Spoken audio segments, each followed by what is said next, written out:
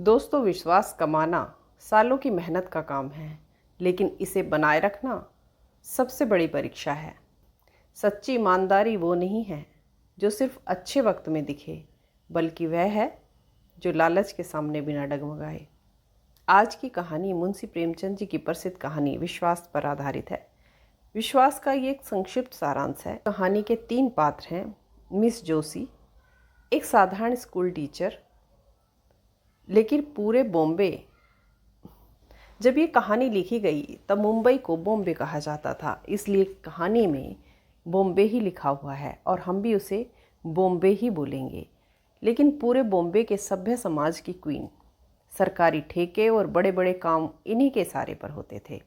Mister जौहरी, बॉम्बे के governor, जो शादीशुदा हैं लेकिन मिस जोशी के हुस्न और प्रभाव के पूरी तरह गुलाम हैं।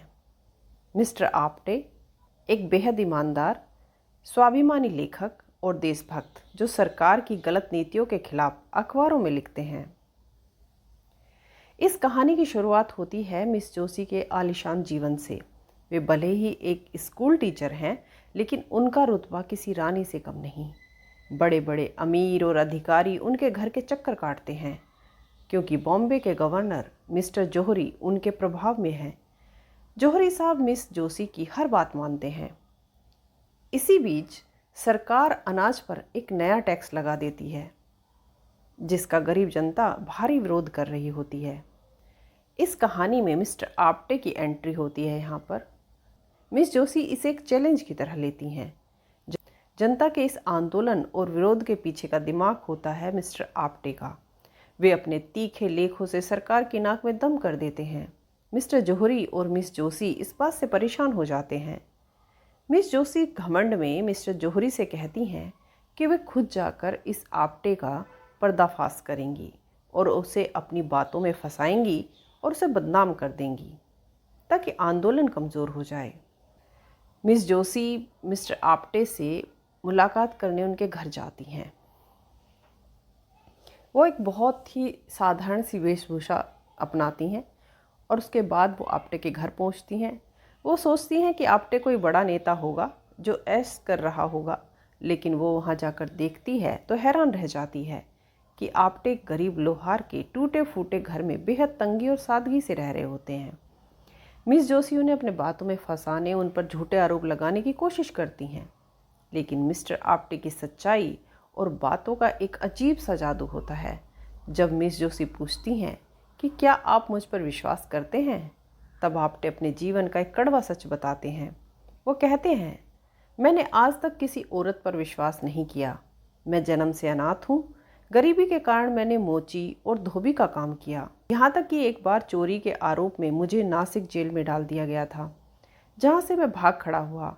मेरा असली नाम दामोदर मोदी है और पुलिस आज भी मुझे ढूंढ रही है।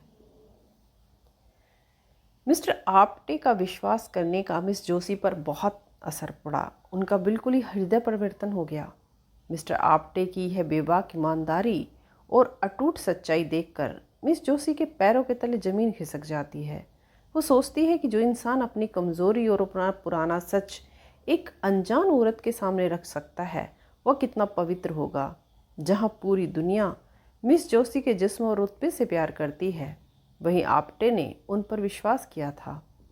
मिस जोशी का अहंकार टूट जाता है। वे रोते हुए आप्टे के पैरों में गिर जाती हैं और कहती हैं कि वे जितनी ऊपर से चकाचौंध वाली दिखती हैं, अंदर से उतनी ही दलदल में फंसी हुई हैं। वे आप्टे से खुद को सुधारने और उनका विश्वास पात्र बनने की भीख मांगती हैं। कहानी के अंत में मिस जोशी पूरी तरह बदल जाती हैं। वे अपने सारे महंगे कपड़े और गहने त्याग देती हैं। जब मिस्टर जौहरी को पता लगता है तो वे जलन और गुस्से में मिस्टर आप्टे को गिरफ्तार करवा देते हैं।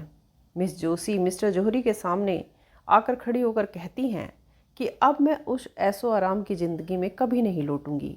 मुझे एक सच्ची आत्मा मिल गई है, जिसके सामने दुनिया की सारी दौलत बेकार है। मिस्टर जौहरी को एहसास होता है कि मिस जोशी का यह प्रेम वासना का नहीं, बल्कि आत्मिक और पवित्र है। प्रेम की यह ताकत देखकर मिस्टर जौहरी का भी दिल पिघल जाता है। वे आप्टे पर सारे केस हटा देते हैं और मिस जोशी को सम्मान के साथ विदा करते हैं।